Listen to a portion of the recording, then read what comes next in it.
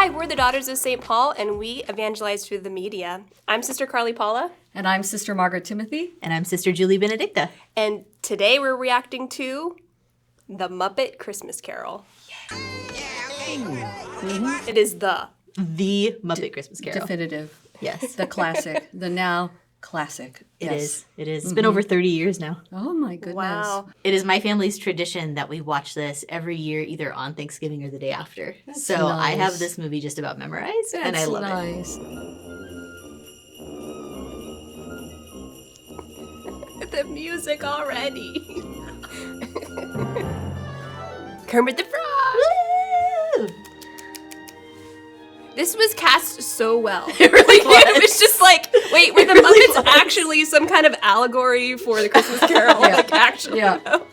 I think what's so nostalgic about it too is remembering like Brian Henson, Jim Henson's son. This is coming out right after Jim Henson died. Yeah. So this is like the excitement of this film was pretty. Probably his homage to his father. Yeah. It's really fitting too that it's not Kermit narrating the story. Right. Yes. You know, Right. like just after Jim Henson had died, that Right. that they let Gonzo take over for. Yeah. Charles Dickens. Yeah. My name is Charles Dickens. And my name is Rizzo the Rat. Hey, wait a second. You're not Charles Dickens. I am too. No, a blue furry Charles Dickens who hangs out with a rat. Absolutely. I love how Michael Caine played this in a way that his entire time he's reacting as if he's reacting to real humans. There's no hint of like Muppet making fun of the story at all. No. Yeah. No. In fact, I need to double check this, but I'm pretty sure there was an interview actually where Brian Henson was talking to someone. Michael, right from the beginning, said, I'm going to play the movie like I'm acting opposite the Royal Shakespeare Company. And my goodness, did he do it? Yeah. Would rather die. If they'd rather die, then they'd better do it and decrease the surplus population.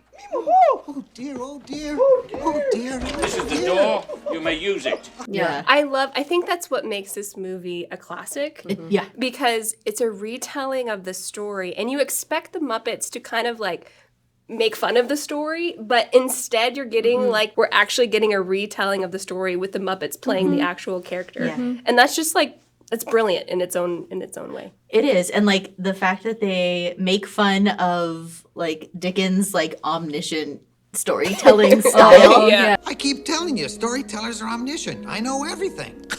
Hoity-toity, Mr. Godlike Smarty Pants. To conduct a proper search, Scrooge was forced to light the lamps. How does he do that? And so the fact that they're able to make fun of that, but still like be totally in earnest in telling the story is just like such a cool gift. It's like just and I would say of all of the retellings of this story, this to me feels like one of the most faithful. Genuinely. Yeah. And that's what they did. They gave honor to the story. Yes. They didn't add, like you were saying, they didn't add any kind of, unnecessary silliness. Right. You know, the characters are the characters. Even the Muppet characters are the characters. But the story is just so right on and is very moving. Yeah. Actually. Yeah. Very moving. Definitely. Now, once again, I must ask you to remember that the Marleys were dead and decaying in their graves. Yuck. That one thing you must remember, or nothing that follows will seem wondrous. Why are you whispering? It's for dramatic emphasis. Yeah, because...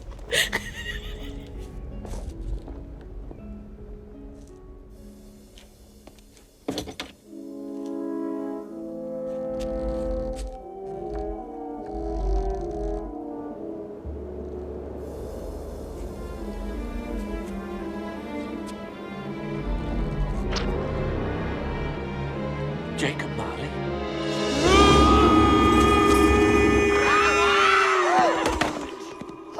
Hey, you okay?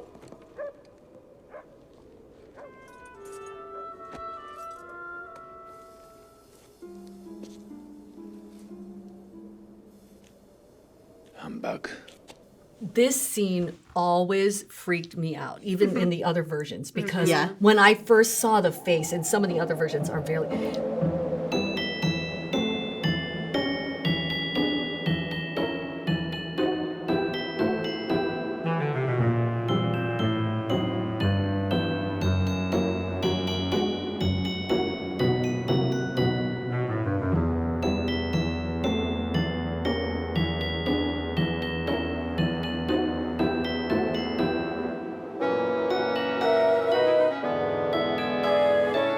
But you know what it makes me think of is, see, already the invitation is happening. Yeah. For him, can you open up your heart? Like the first one is the nephew. Yes. I mean, how God must have sent him. It's like, why don't you come? And he knows his uncle is just such a miserable person. He's met him. He's met him. He knows, and he teases him. In fact, But I think it's like that's the first invitation. Come and celebrate Christmas with us. He's waiting for him to come. He's happy for him to come, and he refuses. He just absolutely refuses. And now it's like it's ramped up. Yeah. Because now it's like a little bit more dramatic. A little bit more scary. He's alone. So, but now he doesn't believe it. Like, he's just like, so I think sometimes it's like we get signs, we get messages through people and invitations, circumstances, and, invitations to respond to whatever God is calling us to be, to go, to do something. And this is what makes me think of it, because it started with a soft approach and a happy one, and that didn't quite work. Yeah. So now it's like the freak out one. Because I remember every time I saw this, not necessarily on this movie, but I'm waiting for the face to come out. And I can see like all the different versions of Scrooge. Like they all have this scene. Yes. Yeah. Whether it's even for me, it's the Mickey one that I can see in my head most clearly. Jacob Marley? No, that can't be. Ow! But there are so many, and there's something that you're right. There's something very beautiful about that. Right. Because I think this is a crucial point, because it's showing how he's just refusing to. Yeah. Everybody around him is just so happy, and they're trying to be festive, and they can't help but be festive, and they want to spend it with family, and he's just completely in his own orbit, just kind of like this little dark cloud walking around, and everybody has to just kind of make way for him, Yeah, I was thinking too, like, it says that he likes the cold because the cold is hard. It says he likes the dark because dark is cheap. Yeah. It says he likes, like these different things. Dickens is brilliant. But then also, like, even the way the Muppets portray it, they're like, Even the vegetables don't like him.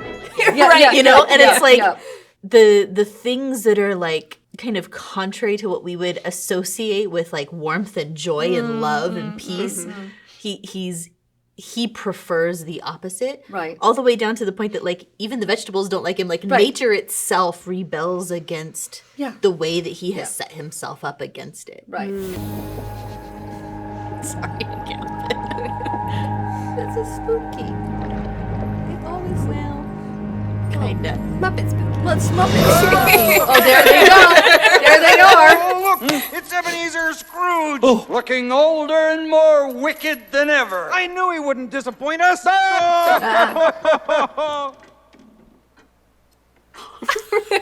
Who are you?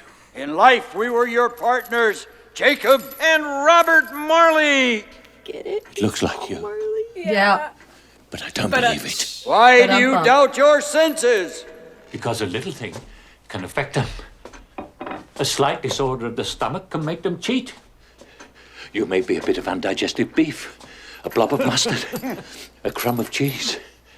Yes, there's more of gravy than of grave about you. That's my favorite. More of gravy than of grave? What a terrible pun. Where do you get those jokes? Leave comedy to the bears, Ebenezer. Waka waka! Your future is a horror story written by your crime. Your chains are forged by what you say and do. So have your fun when life is done. A nightmare waits for you. What are these terrible chains? You will be haunted by 3 spirits. Haunted? I've already had enough of that. Without these visits, you cannot hope to avoid the path we tread. Expect the first ghost tonight when the bell tolls 1. Can't I meet them all at once and get it over with? When the bell tolls 1. We're Marley and Marley. Whoa! We're Marley and Marley. Whoa! We're Marley and Marley. They fade out. But really, this is the perfect movie, like, for the transition. Change! This is the perfect movie for the transition from All Souls Day to get ready into Advent season. Because it's a ghost story. It is a ghost story, but also it's a story of salvation. So it's like the both and happening, which is kind of cool. It's a great transition movie. Yes. Yeah. I was thinking about it, and it's almost like, you know how they say like every good story starts with a good what if? Mm-hmm. And I was kind of thinking like, it's almost as if Dickens said, what if Jesus was wrong in his parable of the rich man and Lazarus? Mm-hmm. When the rich man says, send Lazarus to my brothers so that they can be converted and not fall into the same pit that I did. Right. Yeah, and Abraham's like, no, if they won't listen to Moses and the prophets, they won't listen to a dead man either. And so it's almost like Dickens is saying, well, but what if they would? What if they did? Yeah. You know, what if a rich man could listen to someone from beyond the grave, come back and say, this is what's facing consequences you. Yeah, this is where you're headed. Right. And at least the way I'm looking at it with this story is that just hearing it isn't enough. No. It has to be more. You have to go through something. You have to go through an experience in order to arrive at redemption, if you want, or a better, the fuller understanding, you know, of what redemption is. Yeah, and I think that's what makes this story or Dickens' story such a classic, because it helps you enter into that experience. And he's not being overtly Christian. Like, there's not saying Jesus, there's no exact quotes from scripture as far as I can remember. But it's an entire, like, entering into Christian morality of that journey. It's a Christian humanism. Yeah. Yeah. Yeah. Yeah. I also, you know, looking at this again, I'm just thinking, you know, what's going through his head. The fact that it looks like he doesn't like being alone. You know, because when I didn't think of it before, because he's going through the rooms, he's checking it out, and then he's a little freaked out because he's by himself.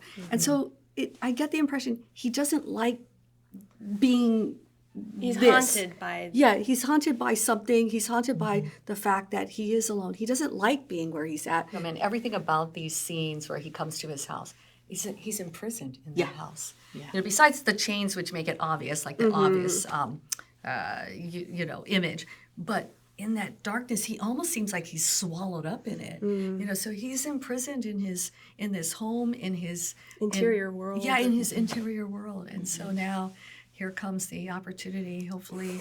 And Muppets helps us, like, be humorous about it. You almost can enter into it better because you're like, Marley and Marley. This is a really dramatic scene in the book, but I can feel it. I know. It is a very dramatic scene in the book. It's creepy.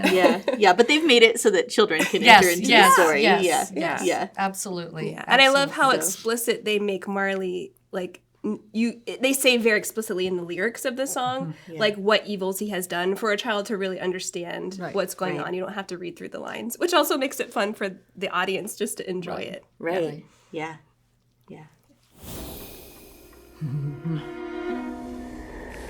Expect the first ghost when the bell tolls one! Love it. It's like an angel.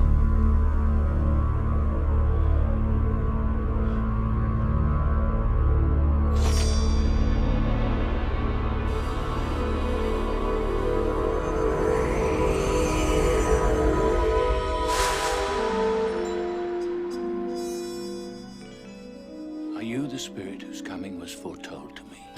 I am. No, I'm just a random one that decided to stop by today. It's 1 o'clock. I mean, It's me. Well, look, Lisa. Last coach is sleeping. Come on, he never goes home for Christmas. Who cares about stupid old Christmas? I was often alone. I wish you well, but I must leave you now alone. It was interesting to me that, like, in each of these scenes, the word alone is used. And that this, like, loneliness seems to be kind of the root of his miserliness and misery. Yeah. There's something about Scrooge's character that's such an archetype for so many other stories. I mean, even like The Grinch, right? Right. Is another version of a Scrooge, or Ebony or Scrooge McDuck is like another I don't like know that one. I'm sorry. That's we'll okay. have to update you. next react. Nuns React to DuckTales. But there's something about this character that gets told and retold in so many different ways because there's something about the human experience that Ebenezer experiences that is so relatable. Absolutely. And I think almost like what you're saying, Sister Timothy, like the idea of needing to actually experience it. Like you can't just have somebody come and like, it can't just be like spoken to you. You have to really enter into the experience.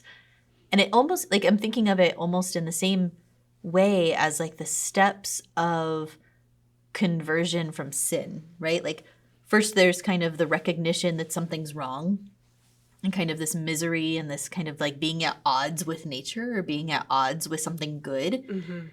And then there's the discovery of kind of what that is.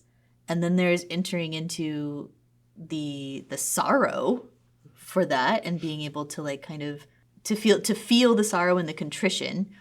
And then there's the conversion and the moment of decision that I'm no longer going to live this way. And then there's like the aftermath and the joy and the freedom that comes from all of that. And it's almost like this is just like a standard confession almost that he ends up going through. And maybe that's part of what makes it so relatable and human of like we each would have a different story that we would be pulled into with each of these 3 acts that are about to come. But we do have the story, you know. I am the ghost of Christmas present. This is the night before the dawn, before the day of Christmas. Did I tell you that I am the ghost of Christmas present? You did, yeah. Come in and know me better, man. You're a little absent-minded spirit. No, I'm a large absent-minded spirit. Wait then, is it an unwanted creature? Often. A mouse. No? A rat? You called? A cockroach? No? A leech. Oh dear, it's too wonderful. Wait, I know. An unwanted creature, but not a rat, a leech, or a cockroach. Then what? Then what? What? It's Ebenezer Scrooge. Yes. Yes. That's a killer.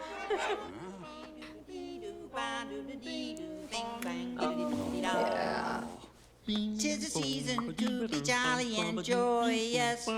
Fa la la, with a burst of pleasure we feel it arrive. Fa la la, it's a season when the saints can employ us. Fa la la, to spread the news about peace and to keep love alive. Come along, son. Let's go see if Christmas dinner is ready yet. Oh, yeah. Yes. Careful. Oh. The goose! The goose! No, now, son. Now you've gotten too excited. You go sit in your chair a moment. Okay, rest a moment. How was he at church? Oh, as good as gold and better.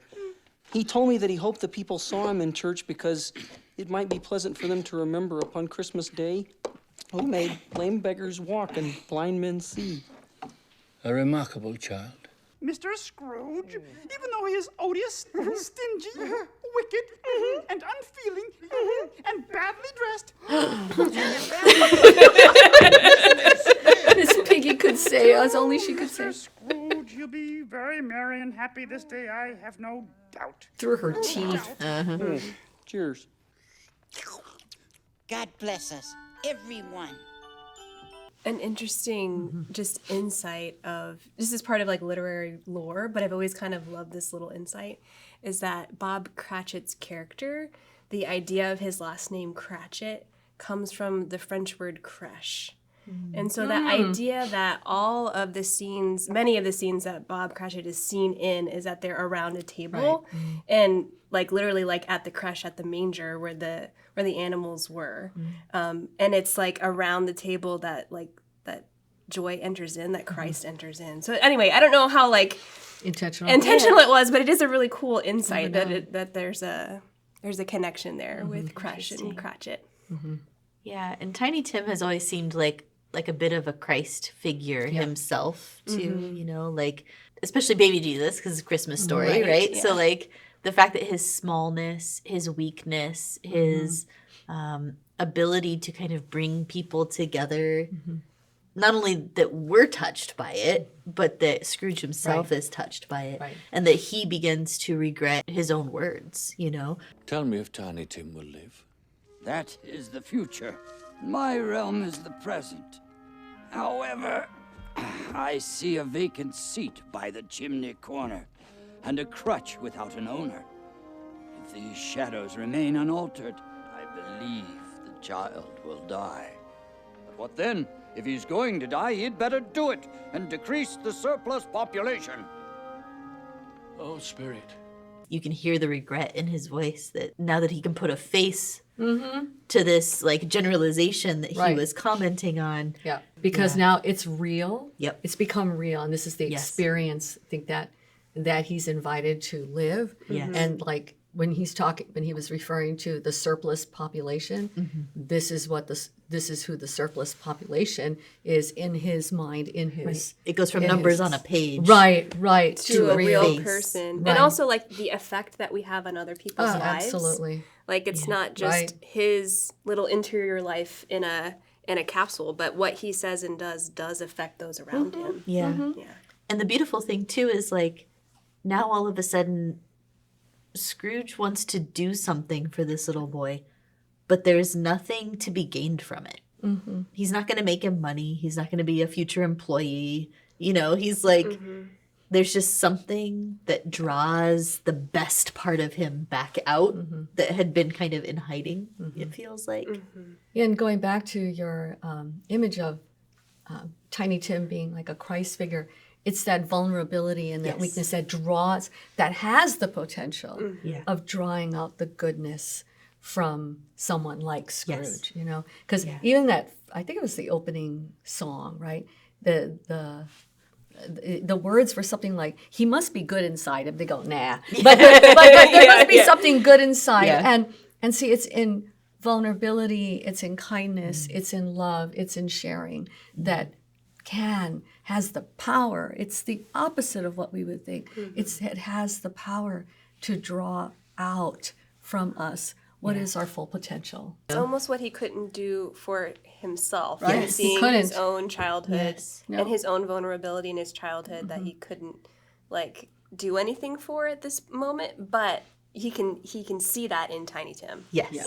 Yeah. And what a joy for us. It's interesting because we, the viewer, if I'm trying to pay attention to my experience, you're feeling like anticipation and hope and joy in seeing the transformation of Scrooge right before your eyes as the story moves along. And you're just waiting, that it's going to have a good ending already, because it's leading up to it. Right. I love too that that's the way the Muppets tell the story. Like there's some, like the one from 1984, I think, especially to me feels like just a dark story. It just feels like just sooty and dark, and you really don't know how it's going to play out. But the way the Muppets tell it, like you hear the joy and the hope in Gonzo's voice. Right. You hear Rizzo's just along for the ride, and he knows we're going to end up somewhere good. Like Kermit, the way he plays the character is just like this light, hopeful. Yeah, he embodies presence. Bob Cratchit like perfectly. Yes. Yeah. Because there's an overlap in their character identities that is just right.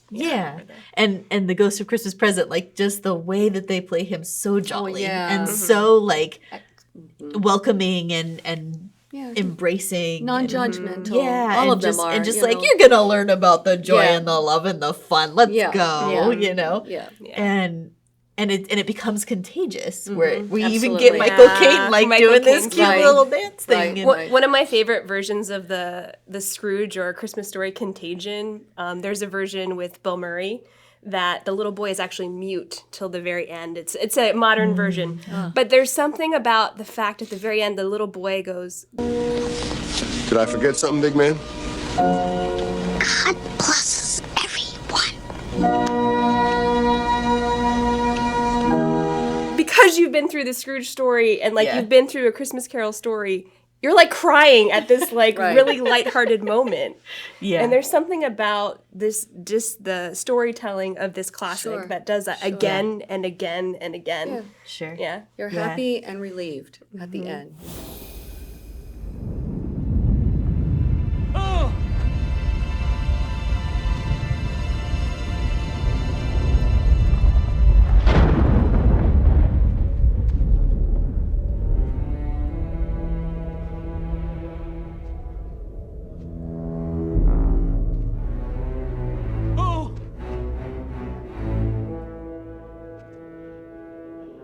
Am I in the presence of the ghost of Christmas yet to come?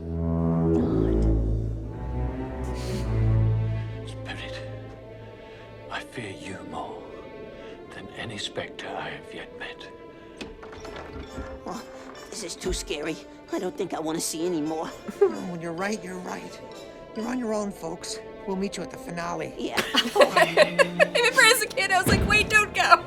I am prepared to follow and to lead with a thankful heart.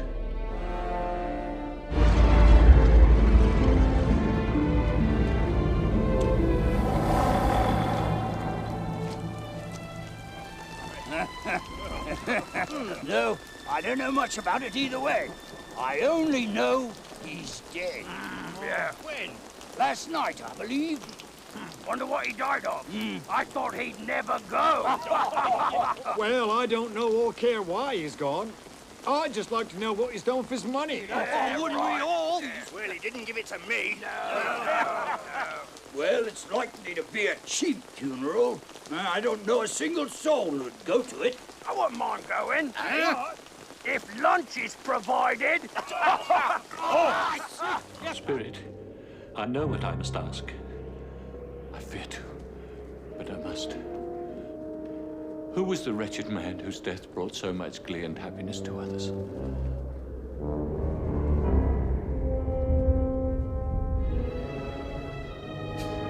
This one? No, that one. No, not that one. This one. I have one job. Yeah, it's like point. That one. They even gave him like extra long pointing fingers. Yeah. Like there.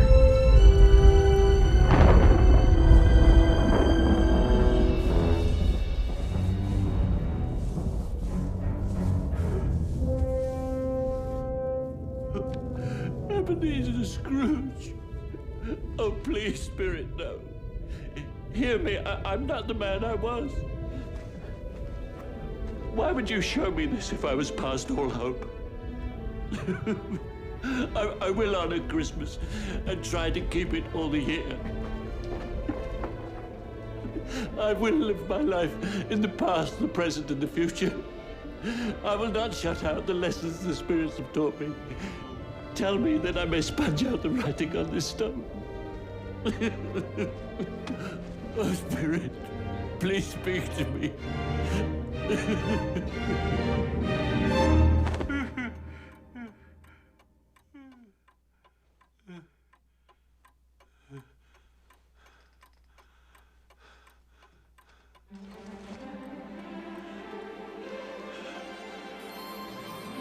I'm home. Yes, the bedposts were his own. The bed was his own. The room was his own. Hi, guys. We're back. We would be. But the thing that made Scrooge happiest of all was that his life lay before him, and it could be changed. I will live my life in the past, the present, and the future of Jacob and Robert Marley. Oh, heaven in the Christmas time be praised for this day. I say it on my knees, Jacob and Robert, on my knees. Oh. I don't know what to do. I'm as light as a feather. I'm as happy as an angel. I'm as merry as a schoolboy. Do you think it's safe for us to be up here? Scrooge is safe. What can happen now? That's a charm. Bang! Dressed in his finest, Scrooge appeared on the streets of the city to wish Merry Christmas to all the world. Merry Christmas. Merry Christmas. Merry Christmas. Merry Christmas. Merry Christmas. Merry Christmas. Gee, thanks. Everyone was out and about this fine morning, and soon he encountered 2 familiar faces. Mr. Scrooge? Pardon me, gentlemen, but about the charity donation you asked me for yesterday. Put me down for... That much? Not a penny less. A great many back payments are included in it, I assure you. Oh, my goodness. I don't know what to say. I just wish there was something we could give you. That's sweet. A gift? A gift for me?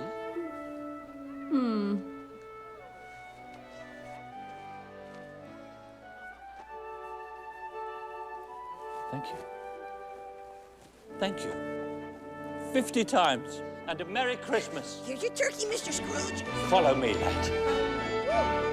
There's something about that scene that, like, I don't know how many times I've seen this movie, and it makes me cry every single time. On the one hand, it's okay. Here's the good side of it. The good side of it is how beautiful it is that he walks out of his door and he's able to just kind of participate in the joy with the rest of the people. He's wishing everybody a Merry Christmas, and the people are able to reciprocate it. You know, so they're all wishing it back to him. He gives a gift, he receives a gift. It's also not totally true to life. Like when a person has a deep conversion and their behavior suddenly is very different, it can also take people a while to trust it. Yeah. Right? Like suspicion. I mean, wishing somebody Merry Christmas is a pretty low, low grade. No risk. No risk. Yeah, so I mean, like that's, but what it's standing for there of the reciprocity and the people joining in his song, and I don't know why all those businesses were open on Christmas Day, but but you know, like the suspension, and the intention behind the scene of just kind of everybody joining in, and he's able to be part of their joy. He's inviting them to be part of his joy. Right. Is just such a really beautiful and touching moment. I almost got the impression it was like, I'm who I am. You know, you remember I was the one who threw you out of my office. I didn't want to give you any donation for the charity, but still you're being nice to me. And I thought that was really something, because you know, it's like an act of I knew you were bigger. I knew you're more than what I experienced with you before. For me, I can't help but think of Romans in St. Paul, where he actually is inviting the Romans, may you overflow with joy through the power of the Holy Spirit. And that sense, that joy, or that gift of joy, it is contagious. And like this movie captures that perfectly every single time. It does. But it's like the gift of joy and of hope that is in our hearts. It's not something that you can contain. Like it's a gift of the Holy Spirit that spreads and spreads rapidly. And almost, I feel like it's on like superpower day on Christmas. There's something about Christmas, even though maybe it wasn't a perfect Christmas, or you've been struggling with something difficult or rough, or maybe you lost a loved one. But at the same time, like there's something about Christmas Day that that there's a grace there. Sometimes it's quieter than other times. But I don't know. This movie captures that. And it's the genius of Michael Caine that he plays it the way he does, too, of just like the profound emotion that you see in him and the contrast of how he played him at the very beginning. Like, there's just, it's impressive. He's such a different person, you know? What it also, this whole journey that we're watching with the visits of each of the ghosts, because see, that conversion isn't easy, you know. I mean, it takes a while, and you know, at the beginning, like, can I just get them all three at one time? Get it over with. I don't know. Sleep. And then like the next one's like, I already learned a lot. Like, do I have to go through this one? You know, like, you've taught me a lot. And then this one, he was already anticipating who was going to be in that graveyard, and was like, do I have to look at it? Is it this one? No, it's that one. That one. And it's like, I don't want to look at that. And he knew, he could guess that he was the one that they were all talking about, and he didn't want to go through it. He didn't want to do it, but he did it, you know. And it's not an easy thing to sometimes to change, you know, because sometimes it's habits of thinking. We're not necessarily talking about big things, but habits of thinking, habits of way of life or whatever, and or practices that are not totally life-giving, that bring me to fullness of life.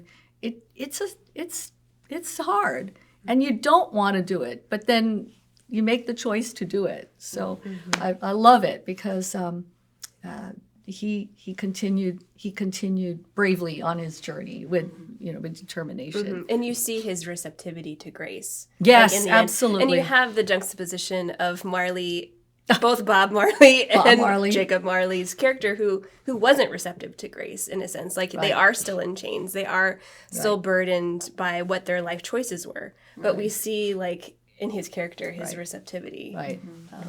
Right. Yeah. This is cozy. Very nice.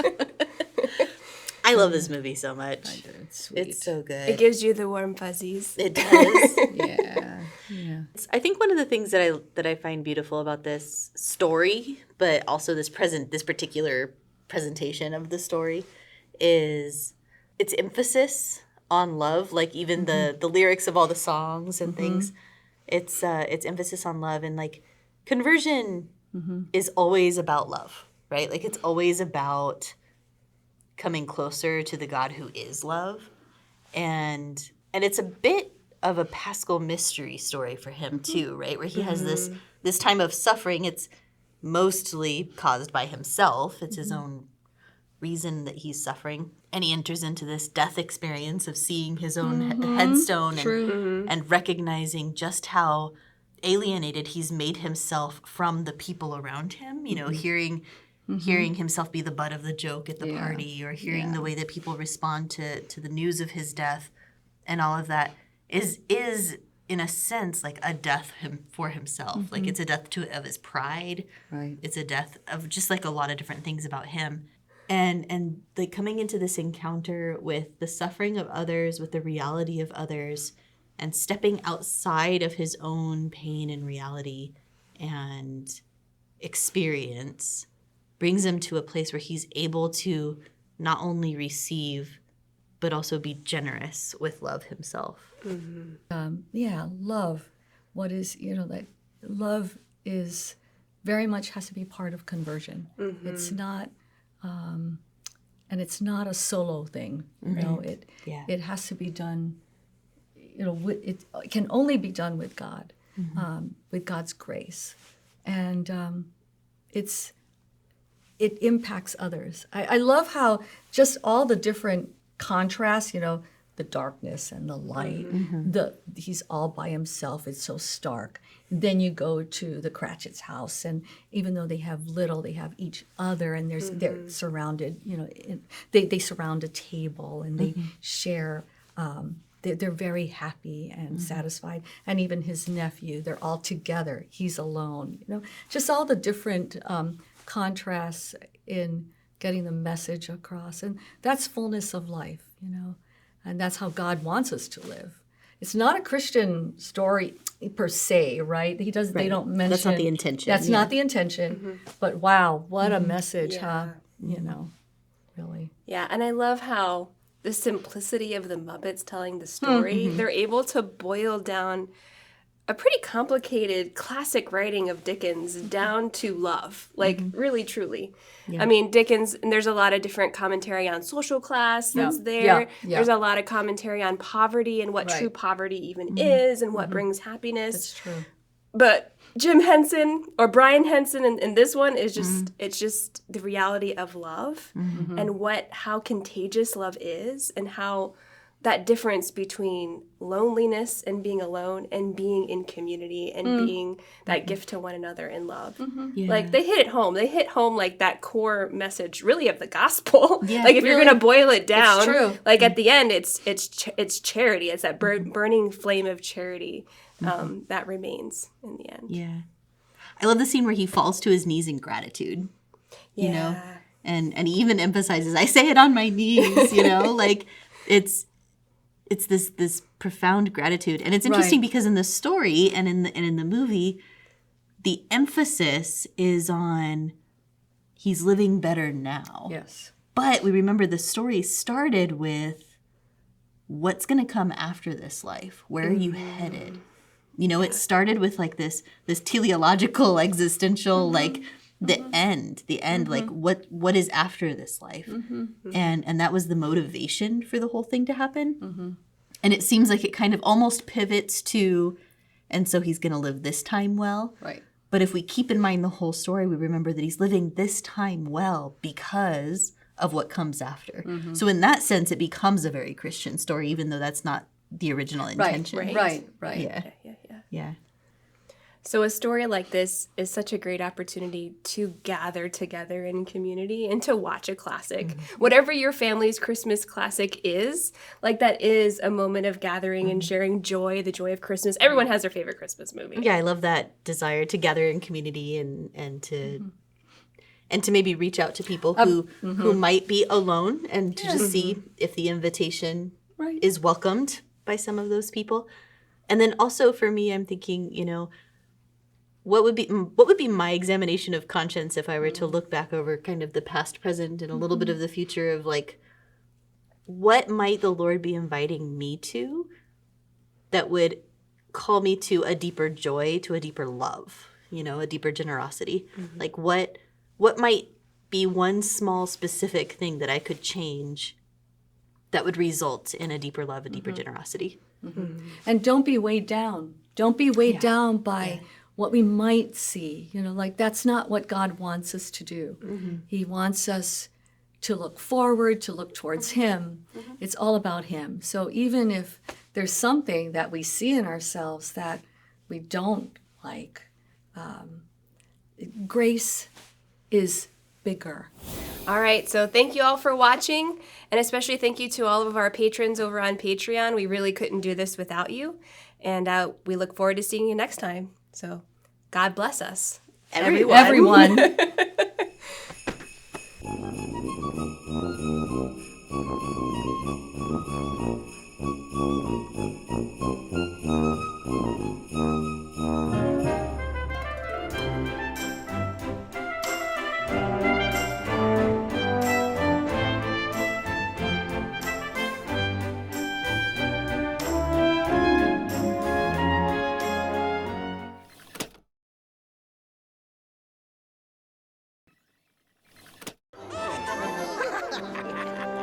Yeah, how long that turkey's gonna take to cook. Yeah, I was thinking, good thing this film has always been turkey and not pork.